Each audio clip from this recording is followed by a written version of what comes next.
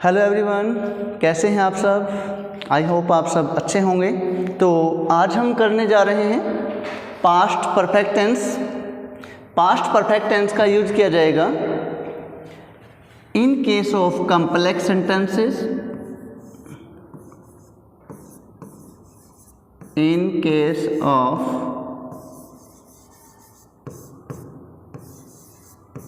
Complex sentences. Okay, यानी कि single sentence में आप इसका यूज़ नहीं करेंगे। इसमें आपको दो एक्टिविटीज़ मिलेंगी। एक मेन एक्टिविटी होगी जो पहले हो चुकी होगी, उसके लिए आप यूज करेंगे पास्ट परफेक्ट टेंस, और जो बाद में हुई उसके साथ में आप यूज करेंगे पास्ट इंडेफिनिट टेंस। तो आपको मिलेगा सेंटेंस के अंदर मेन क्लॉज, मेन क्लॉज और साथ में मिलेगा subordinate clause, subordinate clause. Subordinate clause क्या होता है?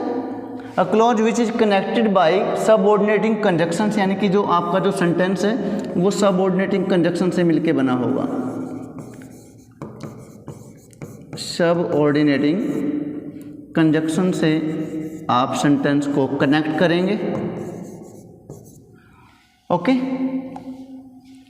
अब देखते हैं in case of affirmative sentences आप क्या यूज करेंगे। In case of affirmative sentences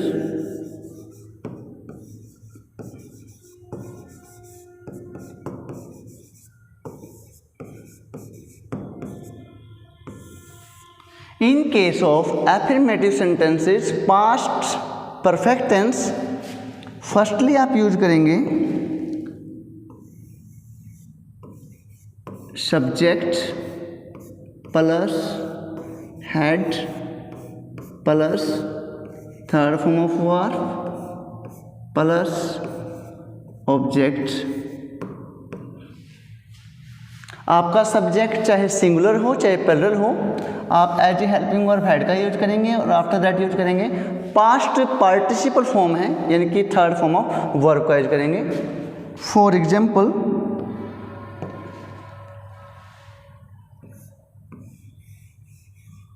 the train, verb है आपके पास में leave, the station, the train leave the station before we reached।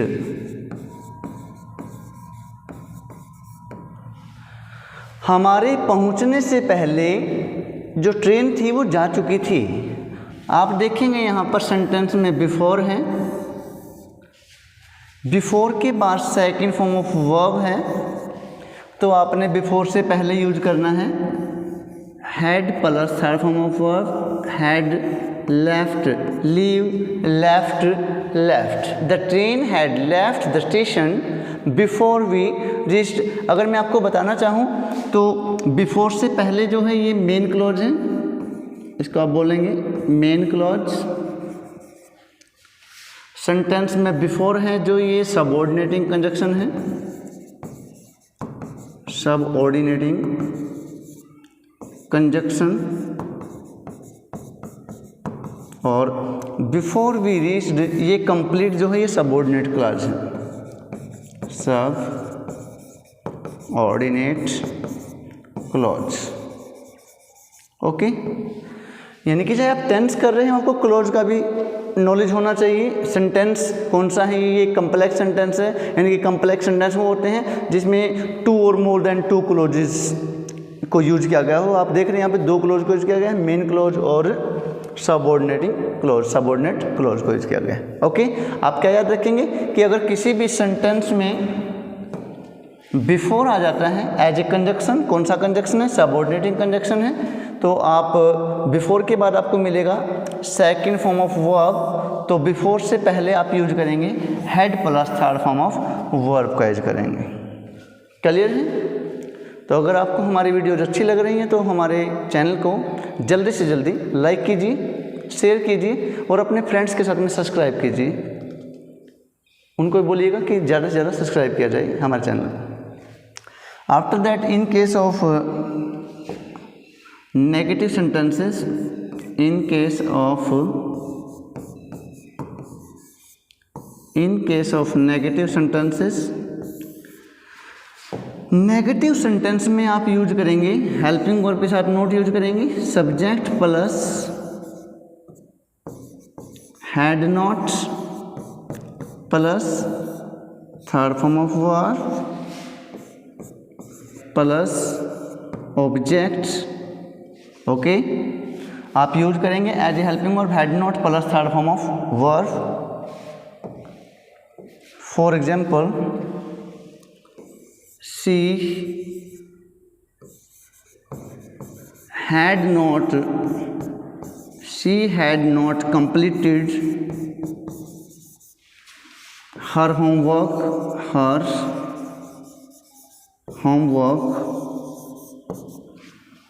She had not completed her homework.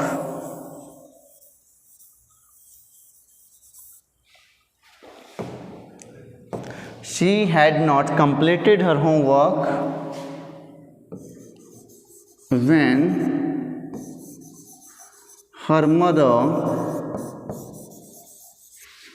came home. Okay, आप देखेंगे sentence में when दिया गया है, यानी कि वो अपना काम पूरा नहीं, उसने अपना काम पूरा नहीं किया था जब उसकी माँ घर आई। तो यहाँ पर आप देखेंगे सेंटेंस के अंदर when है। क्या है सेंटेंस में? when। क्या है when? सबऑर्डिनेटिंग कंजक्शन है। when के बाद यूज किया गया है सेकंड फॉर्म ऑफ वर्ब, ठीक है, पास्ट फॉर्म का यूज किया गया है। तो आपने यूज किया हैड नॉट कंप्लीटेड, क्योंकि सेंटेंस जो आपका नेगेटिव है। अब आप में से काफ़ी सारे स्टूडेंट्स का ये क्वेश्चन होगा कि सर कल आपने बताया था, जो लास्ट लेक्चर था हमारा, कि व्हेन के बाद अगर सेकंड फॉर्म ऑफ वर्ब है तो व्हेन से पहले आप वाज वर्ब प्लस वर्ब की फॉर्म के साथ आईएनजी का यूज करेंगे। तो आप अगर व्हेन के बाद सेकंड फॉर्म ऑफ वर्ब है तो व्हेन से पहले आप दोनों टेंस यूज कर सकते हैं, पास्ट परफेक्ट टेंस भी यूज कर सकते हैं और पास्ट कॉन्टिन्यूस भी यूज कर सकते हैं। बट कंडीशन है कि अगर आपके पास में वर्ब कौन सा है, कंप्लीट और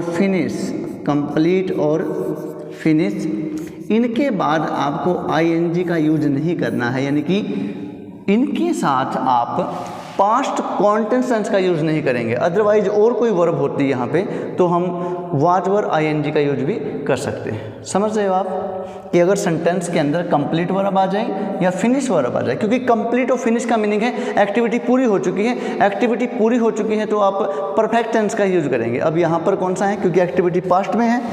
एक चीज़ ध्यान रखनी है कि अगर एक सेंटेंस में वर्ब दी गई है पास्ट में, तो जो सेकंड जो सेंटेंस बचा है उसमें भी आप पास्ट टेंस का यूज करेंगे, क्योंकि पास्ट के साथ में पास्ट ही अप्लाई किया जाता है। ओके, समझ में आ रहा है सभी को? उसके बाद हम डिस्कस करते हैं अबाउट इंटरोगेटिव सेंटेंसेस।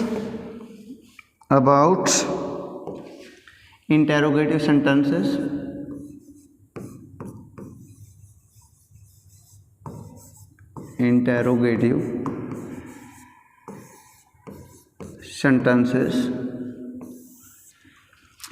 सेंटेंस में आपको पता है कि हम हेल्पिंग वर्ब का यूज करते हैं बिफोर सब्जेक्ट। हेल्पिंग वर्ब हमारे पास में हैड है तो आप यूज करेंगे had plus subject plus third form of verb plus object and sign of interrogation. In case of interrogative sentences had का यूज किया जाएगा बिफोर सब्जेक्ट एंड वर्ब की थर्ड फॉर्म, यानी कि पास्ट पार्टिसिपल फॉर्म आएगा subject के बाद। For example, had you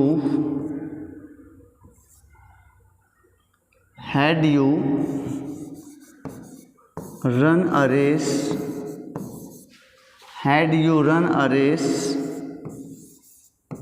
before the teacher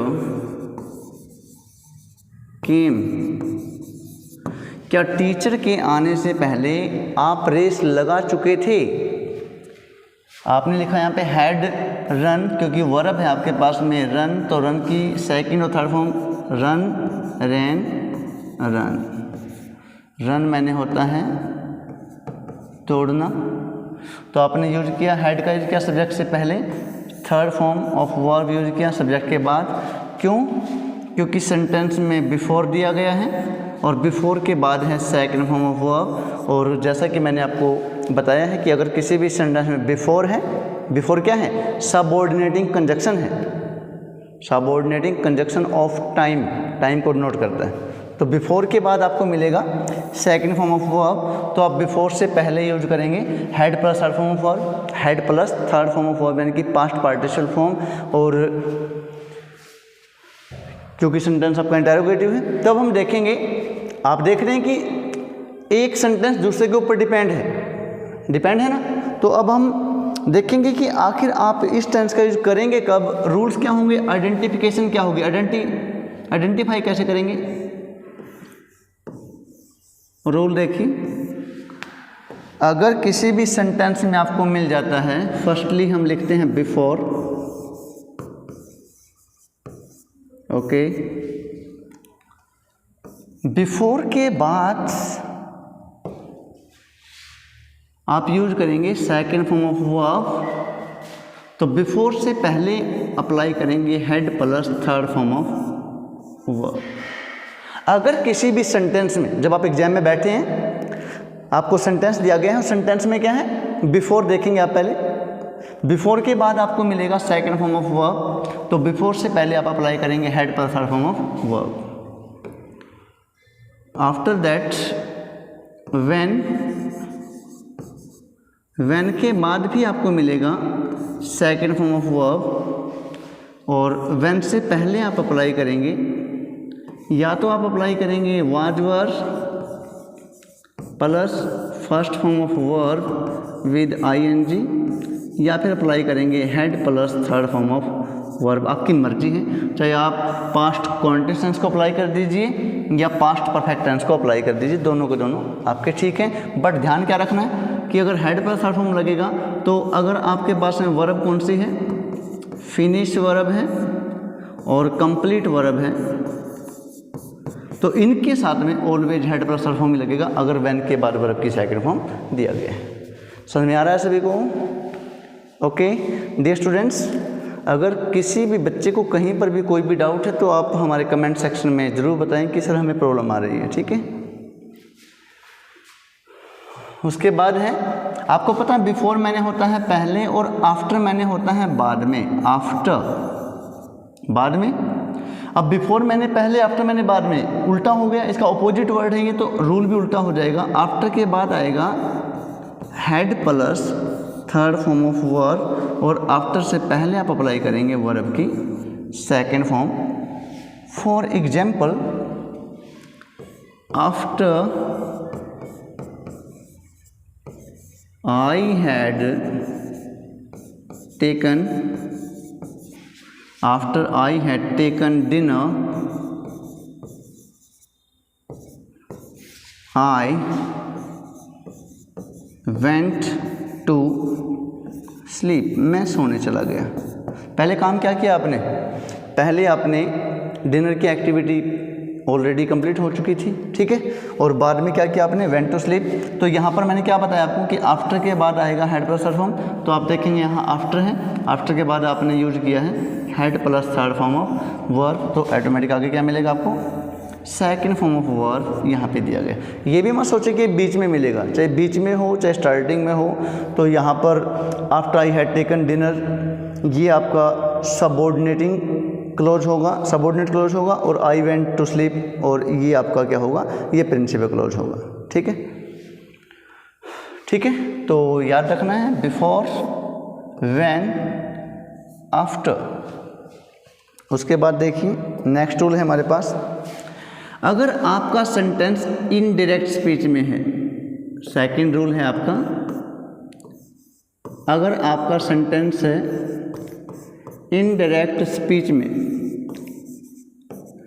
अब क्या होगा, जब मैं आपको नरेशन करवाऊंगा, जब हम नरेशन का टॉपिक करेंगे, वैसे आप मेरे प्रीवियस वीडियोस देख सकते हैं, नरेशन का टॉपिक कंप्लीट मैंने करवा रखा है, तो वहाँ पर आप देख सकते हैं। तो जब आप डायरेक्ट से इंडेक्स स्पीच में चेंज करते हैं तो सभी टेंसेज को चेंज किया जाता है, वर्ग की फर्स्ट फॉर्म को सेकंड में, EJMR को ऑर्डर में, सभी को चेंज किया जाएगा, बट हेड को हेड ही रखा जाता है। इट मीन्स आपको बस यहाँ कितना ध्यान रखना है कि अगर आपको किसी भी सेंटेंस में मिल जाता है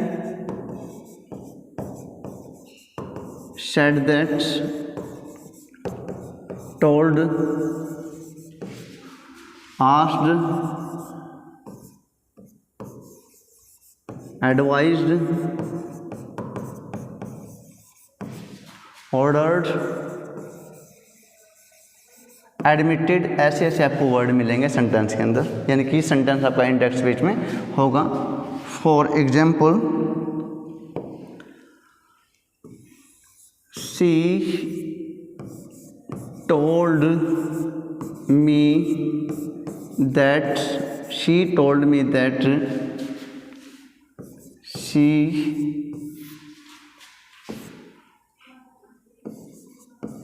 रिवाइज हर लेसन्स, कि वो अपने लेसन्स को रिवाइज कर चुकी थी। तो यहाँ पर क्या देखेंगे आप, यहाँ पे सेड या सेड को टोल्ड में चेंज किया हुआ है, इन्वर्टेड कॉमास को रिमूव करके दैट लगा है, सेंटेंस इंडेक्स स्पीच में है तो आपको देखना नहीं है, आप यहाँ पर यूज कर देंगे हैड रिवाइज्ड, कर चुकी थी। ओके, इस प्रकार से आप ध्यान रखेंगे। अगर आपका सेंटेंस इंडेक्स स्पीच में है तब भी आप यूज करेंगे past perfect tense, had plus third form of verb का यूज करेंगे। उसके बाद नेक्स्ट टूल है हमारे पास थर्ड, अगर किसी भी सेंटेंस में विश वर्ब आ जाता है, क्या आ जाता है, विश वर्ब आ जाता है, विश मैंने इच्छा करना, तो ये वर्ब आ जाए तो भी आप यूज करेंगे हैड प्लस वर्ब की third form. For example, I wish I had worked hard, I had worked harder, या हार्ड लिख दो। तो यहाँ पर क्या देखा आपने, आप बोलेंगे कि सर विश वर्ब आया हुआ था, अनफुलफिल्ड विश है ये, आई विश वर्ब है तो आपने यूज कर दिया यहाँ पे हैड प्लस वर्ब की थर्ड फॉर्म का यूज किया है। तो ये था हमारा आज का टॉपिक, पास्ट परफेक्ट कॉन्टिन्यूएंस, जिसमें आपने हेड प्लस वर्ब की थर्ड फॉर्म का यूज करना है। एक्टिविटी पहले हो चुकी और एक एक्टिविटी बाद में, जो बाद में हुई है वहाँ पर आपने यूज किया सेकंड फॉर्म ऑफ वर्ब, और जो एक्टिविटी पहले हो चुकी थी वहाँ पर आपने यूज किया हेड प्लस वर्ब की थर्ड फॉर्म। और आपने देखा कि कम्प्लेक्स सेंटेंस में ही हम इस टेंस का यूज कर रहे हैं, अदरवाइज हम इस टेंस का यूज नहीं करेंगे। ओके, आपको आइडेंटिफिकेशंस मिलेंगे, आप उसको आप रूल्स को फॉलो करेंगे। ठीक है, आप देख रहे हैं कि जब से हम आपको इंग्लिश करवा रहे हैं हम रूल्स को फॉलो कर रहे हैं, क्योंकि जो इंग्लिश ग्रामर है वो कम्प्लीटली रूल्स को फॉलो करते हैं, तो आपको रूल्स के अकॉर्डिंग ही आपने चलना है। तो आई होप आपको लेक्चर अच्छा लगा होगा। अगर आपको हमारे लेक्चर्स अच्छे लग रहे हैं तो हमारे YouTube चैनल को लाइक कीजिए, शेयर कीजिए एंड सब्सक्राइब कीजिए। Thanks for watching.